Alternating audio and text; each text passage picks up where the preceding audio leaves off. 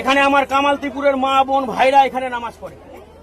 আর একটা দুটো দিনের পর মসজিদটা শেষ হয়ে যাবে, এর অপরাধ এর দায়ী আপনারা হবেন। কেননা আজকে যে আমি দেখতে এলাম যে মাটিটা দিয়ে কাজ হচ্ছে, এই এক বস্তাতে এক ডালি করে মাটি আছে মাত্র, তার দাম 64 টাকা। আমার ট্যাক্সের টাকা, আমার ট্যাক্সের টাকায় গোপালপুরের মানুষদের ব্রাশ করে সেই ব্রাশেরও ট্যাক্সের টাকাতে এই মাটিটা ফেলা হচ্ছে, কাজ হচ্ছে। একটা বস্তাতে খুব বেশি হলে 10 কেজি থেকে 12 কেজি মাটি নিয়ে কাজ করা হচ্ছে। এইভাবে গঙ্গা ভাঙানো থামানো যাবে না, আর এই মসজিদকেও থামানো যাবে না। আমরা কোনো রাজনীতি করতে আসিনি, কোনো দলের হয়ে কথা বলতে আসিনি।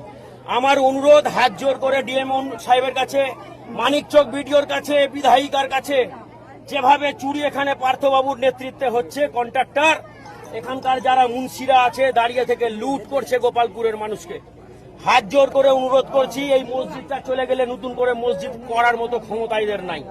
দয়া করে আসুন,